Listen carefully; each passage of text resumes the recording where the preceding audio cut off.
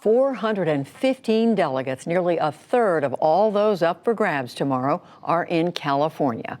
Amna Nawaz has been talking to voters in the Golden State ahead of this key race on the path to the Democratic nomination. So what do you have growing here? Well, let's see, that's an orange tree. Raised Republican in California's Central Valley, Susan Martin says she couldn't support Donald Trump in 2016 and now wants to see a Democrat defeat him. I want to know that they're going to approach it from a conservative, middle-of-the-road, common sense point of view.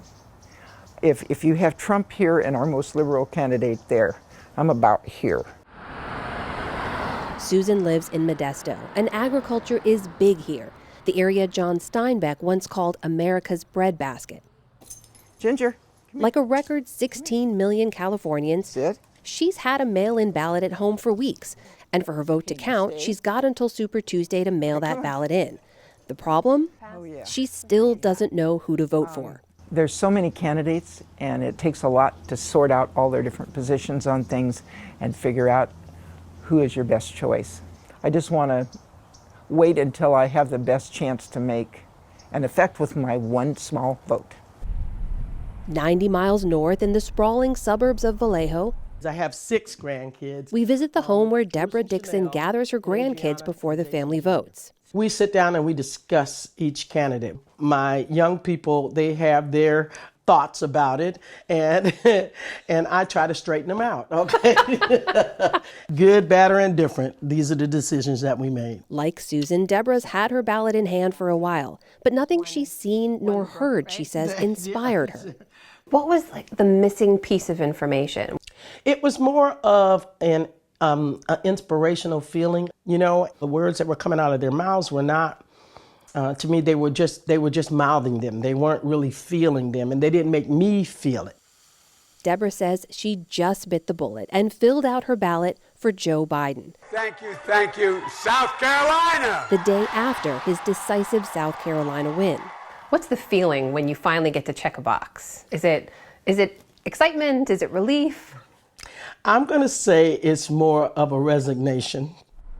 Another 30 miles away, the narrow city streets of San Francisco, where Stephen Presswood and his husband have lived for over 20 years. With having so many candidates in the primary, it's made it very difficult to determine who will be the best candidate to go up against President Trump.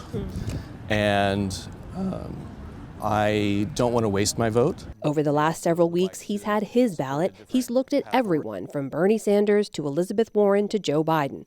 But he's given himself a deadline, sort of. You said your deadline is Super Tuesday. It is. That's a whole day. It'll be in the morning. I have to go to work.